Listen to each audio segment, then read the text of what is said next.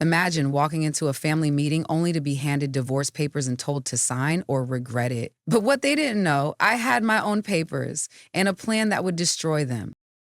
I should have known something was off the moment I got the text. It was from my husband's sister, Melissa. We were never close. She never texted me unless it was to relay a demand from their mother or complain about something I'd done wrong. So when her name popped up on my phone, my stomach turned. Hey, we're having a small family gathering this Sunday at Dad's house. It's important. Be there at 3 p.m. It's a surprise, so don't tell. No friendly greeting, no hope you can make it, just an order. I showed the text to my best friend Rachel. She raised an eyebrow. That sounds weird. Why wouldn't Ethan know about it? Good question. My husband, Ethan, was extremely close to his family. If they were planning something, he'd usually be the first to know. The fact that they hadn't told him made me uneasy. Maybe it was some kind of intervention, a health issue? I texted Melissa back. Sure, see you then.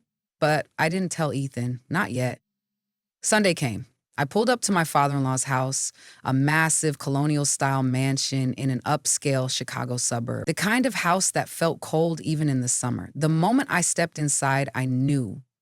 This wasn't some friendly gathering. Everyone was there. Ethan's mother, Victoria, his father, Richard, Melissa, his two brothers, even his aunt and uncle who lived 3 states away. They were all seated in the living room like a damn council meeting. And in the center of the coffee table, a folder. The tension was thick. Sit down, Victoria said. I didn't. I crossed my arms. What's going on? Richard picked up the folder and slid it toward me. We need you to sign these. It's for the best. I stepped closer and glanced down. Divorce papers. A breathy laugh escaped me. You're kidding. Victoria's expression was tight, rehearsed. We thought long and hard about this, and it's clear you're not a good fit for this family. You don't respect our traditions. You don't contribute the way a wife should. You've been a distraction to Ethan's future. A distraction? Melissa smirked. Let's not act surprised. You know you don't belong here. We found a way to handle this quietly so Ethan doesn't have to be burdened. The audacity. The sheer arrogance. I scanned their faces. They weren't asking me to leave. They were telling me. I chuckled. Where's Ethan? Richard shifted. He's not here. He doesn't know about this yet. We're saving him from the stress of... I held up a hand. So let me get this straight. You ambushed me, drafted up divorce papers without his knowledge, and expect me to sign them? Just because you said so? Victoria smiled like she thought she'd won. It's for the best. That's when I smirked. I reached into my bag, pulled out a folder of my own, and tossed it onto the table. Actually, I said, I have a surprise for you, too. Silence. They stared at the folder like it might explode. Richard was the first to reach for it. As he flipped through the pages, his face turned a dangerous shade of red. His hands shook. What is this? I leaned in. Proof. Victoria snatched the papers, her face paling as she skimmed through them. Melissa grabbed a page and gasped. How did you... I've known for a while now, I said. I was just waiting for the right time. I glanced at my watch, and guess what? That time is now. Richard's face twisted in rage. This is fake. There's no way you... Oh, but I did, I interrupted. And you just proved you recognize exactly what's in those documents. Otherwise, why would you be so scared? Silence. Melissa's mouth fell open. Victoria's hands trembled. Even Ethan's uncle, who had been sitting quietly, reached for a page. His eyes widened.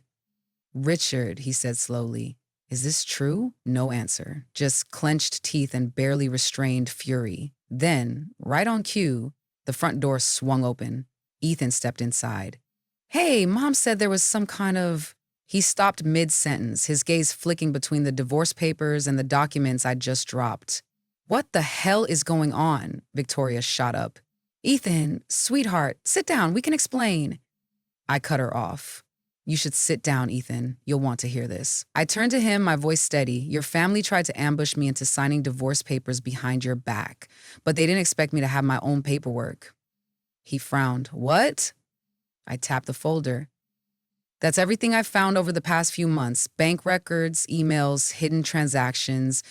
You might want to take a look. Ethan hesitated before reaching for the papers. As he flipped through them, his face went pale, his breath hitched, his eyes shot up. Dad, he whispered, voice shaking, what the hell is this? Richard didn't answer. Mom? Ethan's voice was louder now. Tell me this isn't real. Victoria wouldn't even look at him. I crossed my arms. It's real, Ethan. Your dad has been funneling money out of your accounts for years. Every time they ran low, guess whose savings they dipped into? Ethan looked like he'd been punched. His hands shook. This isn't possible. Oh, it is, I said. And it gets worse. I pointed to a document. That right there, that's proof that they put our house up as collateral for one of their shady business loans. I turned to Richard. And guess what? That loan defaulted. If I hadn't found out in time, Ethan, we would have lost our home. Ethan's hands clenched into fists. He turned to his father, eyes burning. You did what? Richard's jaw was locked so tight, I thought he might crack a tooth. I wasn't done. They made me out to be the villain, Ethan. Well, they drained you dry. And now that I know the truth, they wanted me gone before I could tell you, Melissa snapped. That's a damn lie, I turned to her unfazed. Oh, you sure about that? I reached into my bag again. This time I pulled out a printed conversation. Melissa's face drained of color. Oh, Melissa, I grinned. Did you really think I wouldn't dig extra deep before coming here? And just like Ethan's hands were still shaking as he flipped through the documents, his mother was pale. His father was gripping the edge of the table like he might snap it in half. And Melissa looked like she wanted to lunge across the room and strangle me. Ethan finally looked up at me. His voice was quiet but firm. What do we do next? I smiled and slid a pen across the table. First, I said, you sign my papers. His mother gasped. No! His father shot up so fast his chair screeched against the hardwood floor. You are not signing that, Ethan. Ethan flinched, but I didn't. Oh, he is signing it, I said smoothly. And after that, we're pressing charges.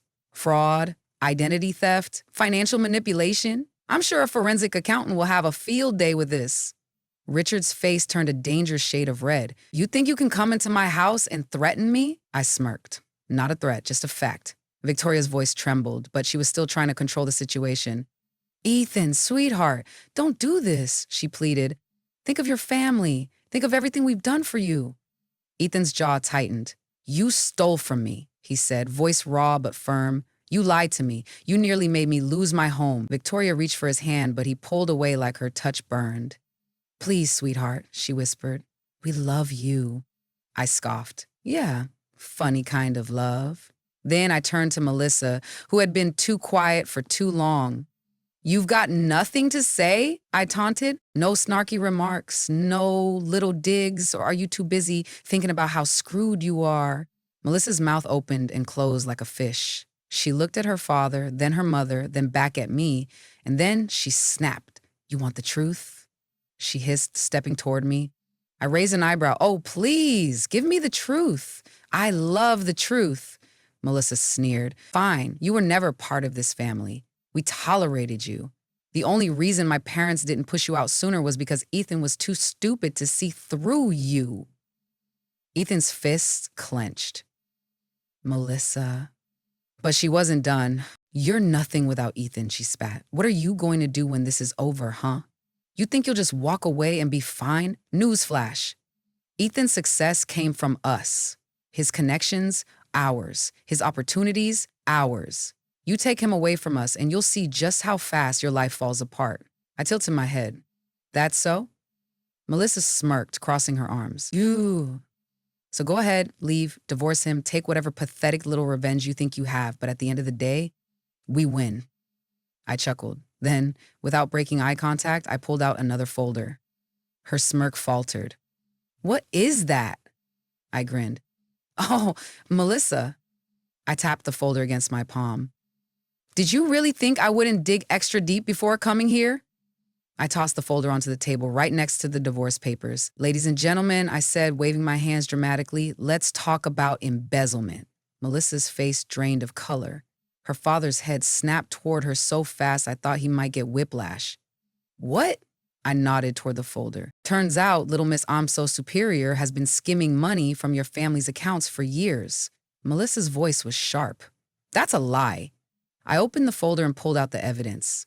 Bank records, wire transfers, fake invoices, payments to herself disguised as business expenses, and my favorite part, I slid a specific page toward Ethan. Do you recognize this name? Ethan frowned, reading it. Then his eyes widened. This is Derek. Melissa's eyes went wild. Shut up. Ethan turned to her, realization dawning. The Derek you said was just a friend? The guy you swore you never had anything with? Melissa's silence was deafening. Richard slammed his fist on the table. You idiot! He bellowed. Do you have any idea what you've done? Victoria looked at her daughter, hands covering her mouth. Melissa, please tell me this isn't true, but the look on Melissa's face said everything. Oh, this was juicy. Ethan turned to me. How long have you known? I shrugged. A couple months. I wanted to be sure before I said anything. His shoulders slumped. Jesus Christ. Richard was still fuming, flipping through the evidence with shaking hands. This is a disaster. I grinned. Yup, and now it's your problem. I turned to Ethan. Sign the papers? I said. Let's end this. The final blow, Ethan looked at me, then at his mother who was sobbing into her hands, at his father sitting in stunned silence, at Melissa who was seething, and then he picked up the pen and signed the final break, the end of their control. Richard exhaled sharply. You're going to regret this, he spat. I smiled. Oh, I don't think so. I picked up my papers, grabbed Ethan's hand, and walked out the door, leaving their perfect little world in ruins. But I wasn't done yet, because revenge? Oh, it's best served slow and public. I handed everything I had to a lawyer and a forensic accountant. Within weeks, Richard's business was under investigation. His shady loans, his fake reports exposed, their house gone, their luxury cars repossessed. Their entire business collapsed under lawsuits and unpaid debts. Victoria had a full-on breakdown when the bank seized their house. Did I feel bad? Not even a little. Melissa, the golden child, thought she was untouchable. Guess what? She got touched by the law. She was charged with fraud, money laundering, and theft. When she was arrested, I popped a bottle of champagne. Her boyfriend, he vanished the second things got bad. Last I heard, she was drowning in debt, working a miserable job, completely shunned by the high society she once bragged about. Ethan and I finalized our divorce quickly. I got everything I was entitled to, including the house they tried to gamble away. And I moved to a new city, built a beautiful new life, free. The last thing I did, I made sure everyone in their social circle knew exactly what happened. Their reputation destroyed. And me, I thrived. Because sometimes, revenge isn't just about getting back at someone. Sometimes it's about watching them crumble under the weight of their own mistakes. And I had front row seats. I didn't just survive, I thrived. After the dust settled, I packed my bags and left Chicago. I wasn't running away, I was running forward. A new city, a fresh start, a life that was finally mine. I found a beautiful townhouse in a quiet, artsy neighborhood in Seattle. I decorated it exactly how I wanted. Warm lighting, oversized bookshelves, a kitchen perfect for baking on lazy Sunday mornings. It felt like home, my home. One that no one could take from me. The divorce had been swift. Ethan, to his credit, didn't fight me on anything. Maybe because he knew he had no ground to stand on. Maybe because he was too ashamed to even try.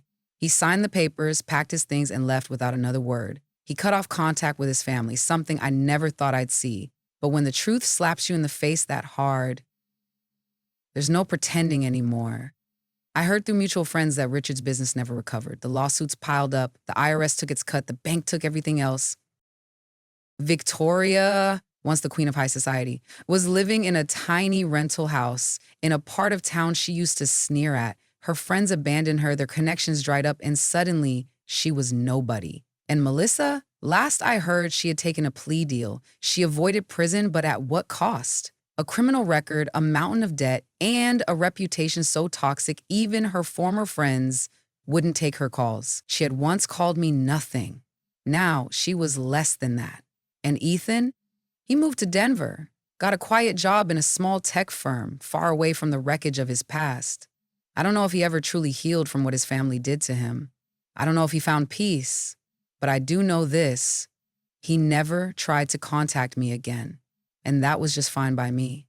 As for me, life was good, really good. I found work I loved, made new friends who actually cared about me, and for the first time in years, I felt light.